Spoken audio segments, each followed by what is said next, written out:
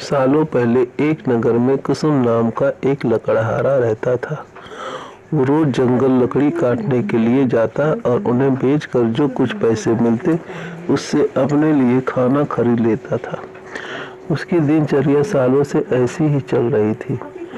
एक दिन लकड़हारा जंगल में बहती एक नदी के बगल में लगे एक पेड़ की टहनियों को काटने के लिए उस पर चढ़ा। उस पेड़ की लकड़ी काटते काटते उस लकड़हारे की कुल्हाड़ी नीचे गिर गई। तेजी से लकड़हारा पेड़ से उतरा और अपनी कुल्हाड़ी को ढूंढने लगा। उसे लगा था कि नदी के आसपास उसकी कुल्हाड़ी गिरी होगी और ढूंढने पर मिल जाएगी। वास्तव में ऐसा कुछ हुआ नहीं, क्योंकि उसकी कुल्हाड़ी पेड़ से सीधा नीचे नदी में जा गिरी थी। वो नदी काफी गहरी और तेज बहाव वाली थी।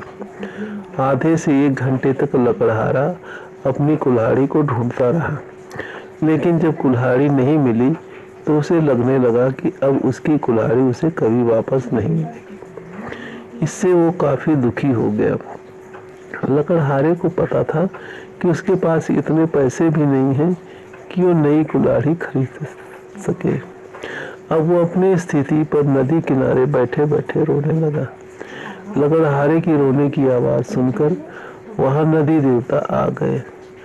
उन्होंने लकड़हारे से पूछा, बेटा क्या हो गया, तुम इतना क्यों रो रहे हो? कुछ खो दिया है क्या तुमने इस नदी में? नदी के देवता के सवाल सुनते ही लकड़हारे ने उन्हें अपनी कुल्हाड़ी गिरने की कहानी सुना दी। नदी के देवता ने पूरी बात सुनते ही कुल्हाड़ी को ढूंढने में लकड़हारे की मदद करने की बात कही और वहां से चले गए। पानी में गए भगवान इस बार काफी देर बाद बाहर आए। अब देवता को देखते ही लकड़हारे के चेहरे पर बड़ी सी मुस्कान थी। उसने नदी के देव से कहा कि इस बार आपके हाथ में लोहे की कुल्हाड़ी है और लग रहा है कि ये मेरी ही कुल्हाड़ी है। ऐसी ही कुल्हाड़ी पेड़ काटते समय मेरे हाथ से नीचे गिर गई थी।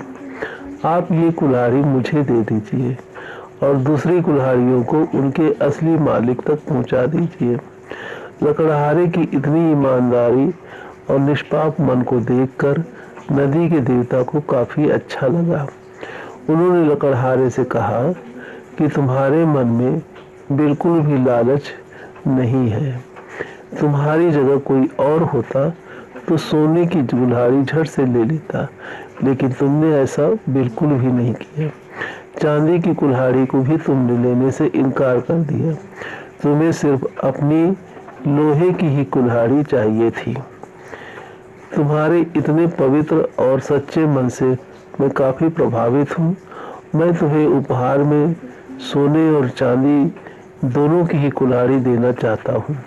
तुम अपनी लोहे की कुल्हाड़ी के साथ इन्हें भी अपने पास अपनी ईमानदारी के तोहफे के तौर पर रख लो।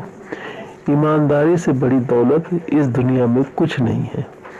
अच्छे ईमान वाले इंसान की चारों तरफ प्रशंसा होती है।